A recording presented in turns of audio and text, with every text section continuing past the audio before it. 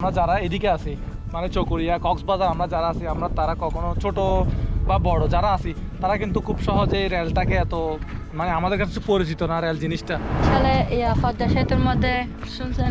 হ্যাঁ মাথা লাগছিল। হ্যাঁ কত বাচ্চাদেরকে ধরে নিয়ে গেছে। আসলে বলতে গেলে আমরা পার্শ্ববর্তী, এখানে যখন বিকেল টাইমে আসি মন খারাপ থাকে, আসলে এখানে আসলেই মানে একটা অনুভূতি আসে। আসসালামু আলাইকুম, welcome to my YouTube channel Hossain express. এই মুহূর্তে আছি আমি চট্টগ্রামের লোহাগাড়া উপজেলার আমিরাবাদের পশ্চিমে, আর এখানে চট্টগ্রাম কক্সবাজার রেললাইন হচ্ছে, আর এখানে আমি কাজের অগ্রগতি দেখতে চলে আসছি।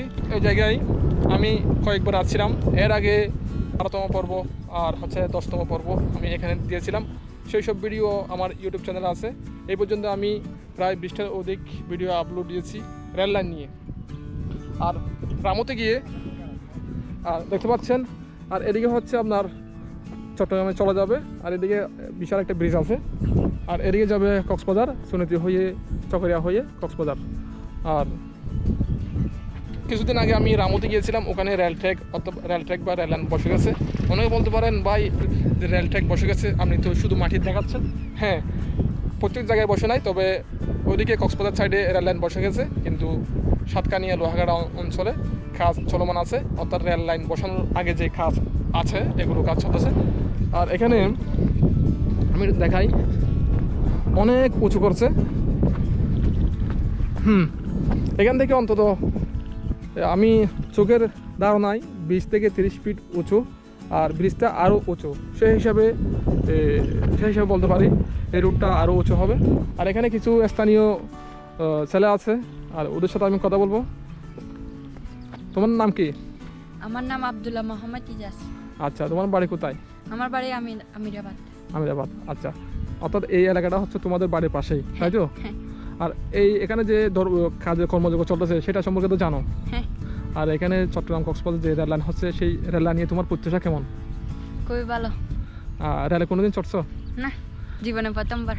আচ্ছা, জীবনে প্রথমবার চড়বা। আচ্ছা, আমি অধিক আগ্রহ আছি এই রেলপথে চলার জন্য। কখন শহরে যাব, কখন ঢাকায় যাব, কখন কক্সবাজার যাব, সেই আশায়। তো তোমার ইচ্ছা হচ্ছে এই রেল লাইন করে অর্থাৎ কক্সবাজার যাবা, ঢাকা যাবা, চিটাগং যাবা, তাই তো? হ্যাঁ। আচ্ছা, ঠিক আছে। আরেকটা ছোট ভাই আছে, ভাইয়ের নাম কি? জিহাদ। আচ্ছা, তোমার রেল লাইন নিয়ে তোমার ভাবনা কেমন বলো? আমার রেল লাইন নিয়ে আমার খুবই আশা আছে। আমার রেল চড়া খুবই পছন্দকারী একটা গাড়ি। আর এদিকে একটা ব্রিজ হচ্ছে, আমি ব্রিজটা একটু সামনে যাই। এর আগে আমি আর একটা পাবলিক আছে, ওর সাথে কথা বলি। আসসালামু আলাইকুম। আসসালামু আলাইকুম। জি, কেমন আছেন? আছি আলহামদুলিল্লাহ। পানি খাবেন মনে হয়? পানি খাবো। আর উনি বলে রাখি, উনি হচ্ছে আমার সাথে আছে উনি হচ্ছে চট্টগ্রামে একজন ইউটিউবার। তো মুজাহিদ সাহেব, তুমি এই রেল লাইন নিয়ে তোমার ভাবনা কেমন? আমার ভাবনা হচ্ছে আমাদের ইয়াতে হচ্ছে আসলে তো ইয়াতে চকরিয়া আমাদের বাড়ি, এখন শহরে থাকা হয়। তো চকরিয়া তো আমরা যারা এদিকে আছি মানে চকরিয়া কক্সবাজার আমরা যারা আছি আমরা তারা কখনো ছোট বা বড় যারা আছি তারা কিন্তু খুব সহজে রেলটাকে এত মানে আমাদের কাছে পরিচিত না রেল জিনিসটা। যারা বাইরের ডিস্ট্রিক্ট আছে তাদের কাছে কিন্তু রেল একটা পরিচিত বাহন।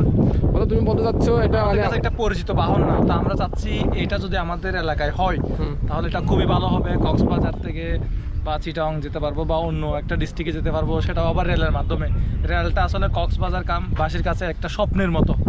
রেল আসলে কক্সবাজার বাসীর কাছে একটা স্বপ্নের মতো, যেটা তারা কখনো কল্পনাই করে নাই। আমি একটু অ্যাড করি, শুধু কক্সবাজার না, বাংলাদেশে যেসব ভ্রমণ পিপাসু মানুষ আছে, অর্থাৎ বাংলাদেশের পৃথিবীর দীর্ঘতম সমুদ্র সৈকতে যাওয়ার জন্য ওদের আগ্রহ আছে, অনেকে আশা ব্যক্ত করেছে আমার ইউটিউবে কমেন্ট বক্সে। আমি যখন প্রথম রেল হবে, রেলে যাত্রা করে উনি কক্সবাজার যাবে, এরকম অনেকে আছে। হ্যাঁ, এরকম চট্টগ্রামের মধ্যে সাতকানিয়া, লোহাগাড়া, চকরিয়া, ঈদগাহ, পেকুয়া বিভিন্ন অঞ্চলের মানুষ এই রেল লাইন নিয়ে অধীর আগ্রহ আছে। তেমন এর মধ্যে হচ্ছে আমি হোসাইন, আমি একজন রেল লাভার। আমি রেল যদি চলে যায় তখন আমি তাকিয়ে থাকি। তো আমার রেলের প্রথম জার্নিতে ইনশাআল্লাহ আমরা থাকবো। হ্যাঁ, যদি আমাদেরকে এরকম সুযোগ দেওয়া হয়, যদি আমি এরকম সময় পাই আর এরকম যদি আমি ভিডিও করতে থাকি, তখন ইনশাআল্লাহ আমি রেলের ভিডিও অবশ্যই দিব। অবশ্যই রেল জার্নিতে প্রথম আমরা। আর আমার সাথে তো আরো ভাইয়েরা আছে, আমরা সাথে করে সামনে যাব। আসো। আচ্ছা, এখানে পাথর ফেলতে হবে না?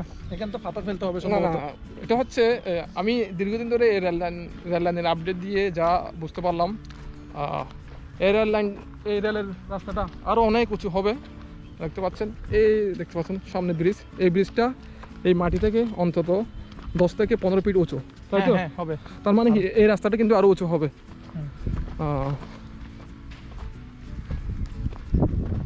বিশাল। এইদিকে যেতে পারবো? কোন দিকে? হুম,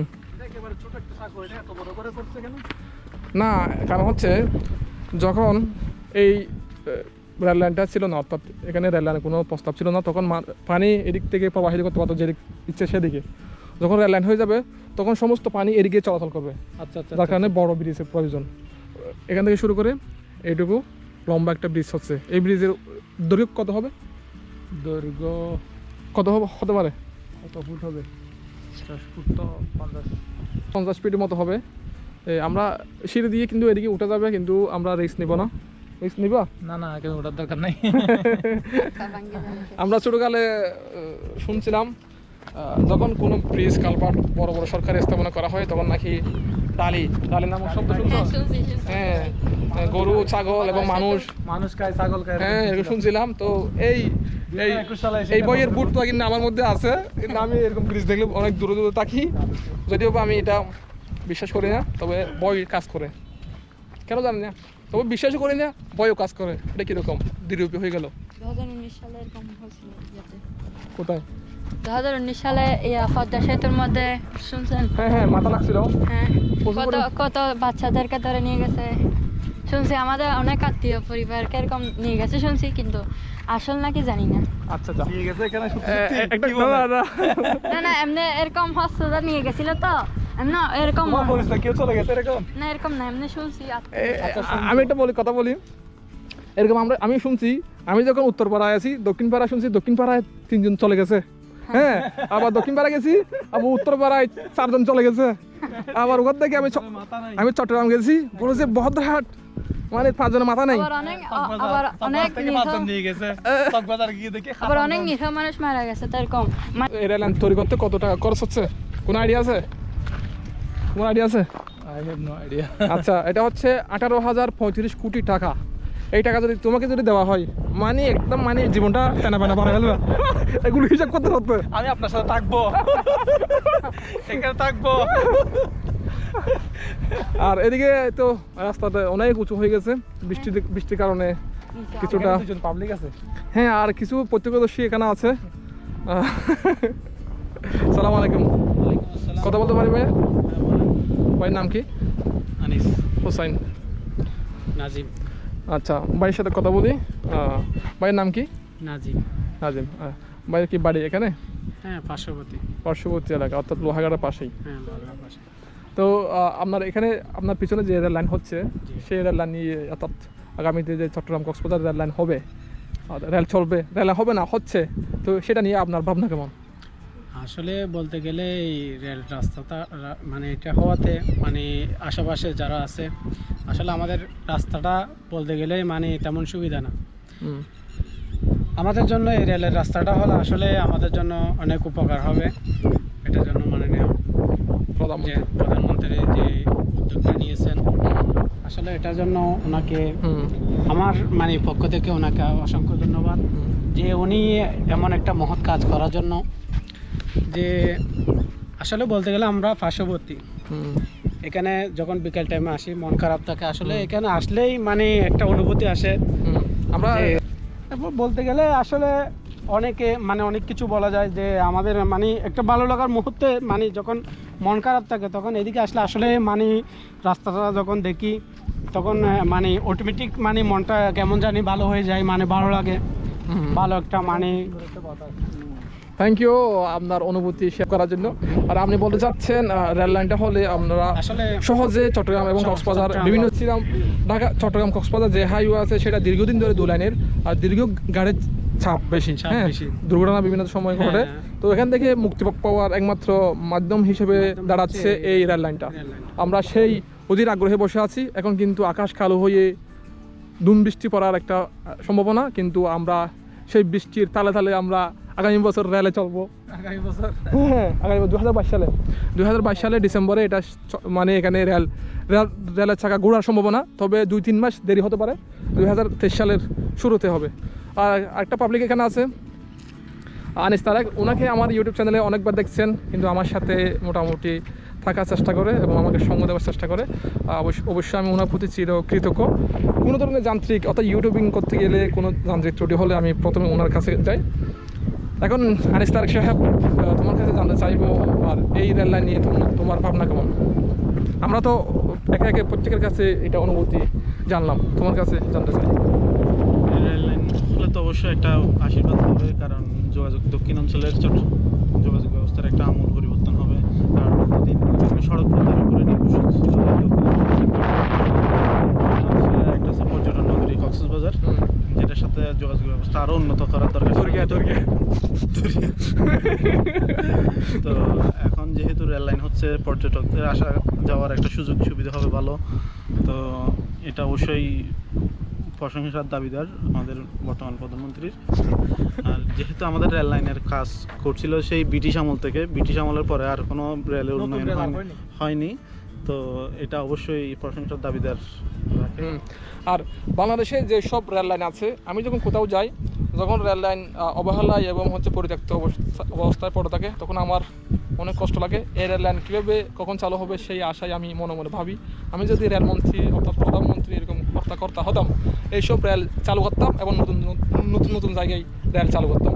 আর একটা প্রশ্ন হচ্ছে, আমরা ছোটোকালে অনেক সময় দেখতাম একটা প্রশ্ন সবাই একটা খুব জোর দিয়ে করতো, সেটা হচ্ছে কোন বিভাগে রেল লাইন নাই, এটা হচ্ছে বরিশাল বিভাগ। আর স্বপ্নের কথা হচ্ছে পদ্মা সেতু হচ্ছে, পদ্মা সেতুর পাশাপাশি সেখানে রেল লাইন যাচ্ছে, ওখানে কিন্তু রেল বিট হচ্ছে। এর আগে পর্যন্ত ব্রিটিশ আমল থেকে এই রেল লাইন, বাংলাদেশের যে রেল ছিল সেই রেলে বিদ্যমান ছিল, নতুন করে এত লম্বা পথ প্রথমবারের মতো হচ্ছে।